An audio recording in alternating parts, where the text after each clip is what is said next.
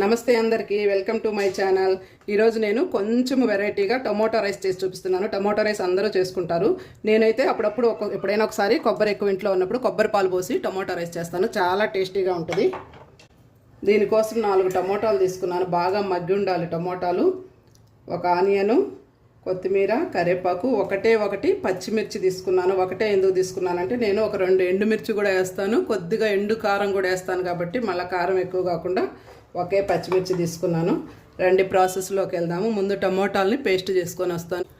Tomato paste ready అయిపోయింది. రండి వంట స్టార్ట్ చేస్తాము. స్టవ్ పైన బాణలో పెట్టుకొని ఒక స్టవ్ వెలిగించుకోండి. ఒక 2 స్పూన్స్ ఆయిల్,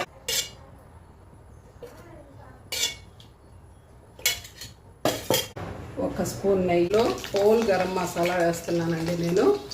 ఒక బిర్యానీ ఆకు, జీలకర్ర, 2 ఇలాచి, ఒక ఇంచ చెక్క, ఒక 4-5 లవంగాలు వేస్తున్నాను. చాలా చిటపట్లాడాయి. ఆనియన్, పచ్చిమిర్చి వేసేసి కొంచెము బ్రౌన్గా అయ్యే వరకు వేపాలి.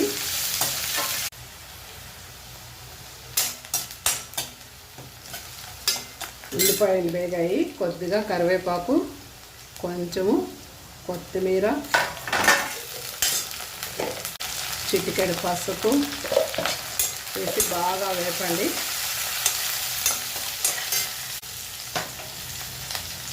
జీడిపప్పులు కూడా వేస్తున్నాను నేను, రుచి బాగా ఉంటుంది.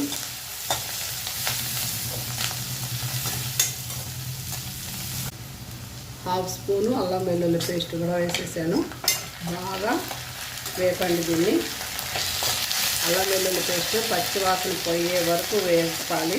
కొన్ని ఫ్రోజన్ బఠానీలు ఉన్నాయి ఇంట్లో, అవి కూడా వేసేస్తున్నాను.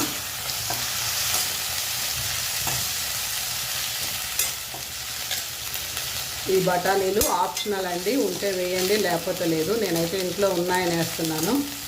బాగుంటాయి, టేస్ట్ కూడా బాగుంటుందని. బఠానీలు ఎక్కువ వేగాల్సిన అవసరం లేదు.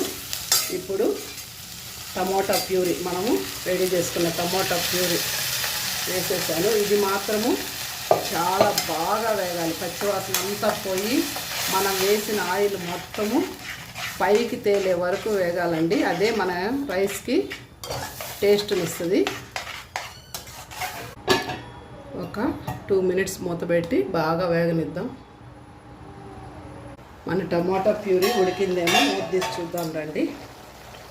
మనం ఇంకా సాల్ట్ వేయలేదు దీంట్లో. ఇప్పుడు ఈ స్టేజ్లో 1 స్పూన్ సాల్ట్, హాఫ్ స్పూను మిరప్పొడి, 1 స్పూను సాల్ట్.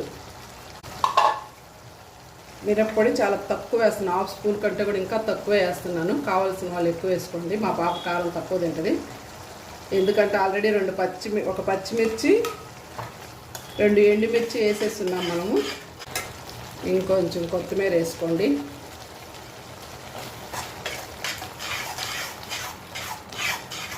మనం వేసిన ఆయిల్ పైకి తేలుతోంది చూడండి. ఈ స్టేజ్లో 1 స్పూను ధనియాల పొడి, 1 స్పూను, 1/2 స్పూను గరం మసాలా పొడి వేస్తున్నాను. జీలకర్ర పొడి వేయట్లేదు ఎందుకంటే ఆల్రెడీ మనం జీలకర్ర వేసేస్తున్నాము. ఈ మసాలాలను కొంచెం సేపు వేపిన తర్వాత ఇప్పుడు మనం వేసుకున్న బియ్యానికి తగ్గట్టుగా ఎసరుగా కొబ్బరి పాలు పోస్తామండి. నేను ఈ గ్లాస్తో బియ్యం వేసాను.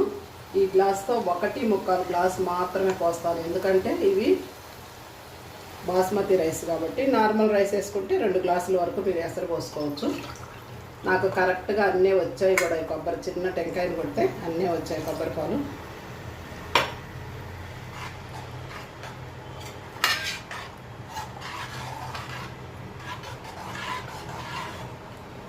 మూత పెట్టాము. ఎసరు బాగా మరగనిద్దాం. ఎసరు మరిగిందేమో చూద్దాం రండి. ఎసరు బాగా మరుగుతుంది. ఇప్పుడు మనము ముందుగా నానబెట్టుకున్న బియ్యాన్ని వాటర్ మొత్తం తీసేసి వేసేసుకుందాము. బాగా కలబెట్టేసి లో ఫ్లేమ్ పెట్టేయండి. 10 మినిట్స్ ఉంచారంటే మనకి గుమ్మగుమ్మలాడే tomato rice or tomato pulao ready అయిపోతుంది. ఈ లోపల నేను పెరుగు రైతా చేసుకుంటాను. 15 మినిట్స్ అయిపోయింది. రండి మన పులావ్ తయారయ్యాక చూద్దాము. వావ్, మంచి వాసన వస్తుందండి.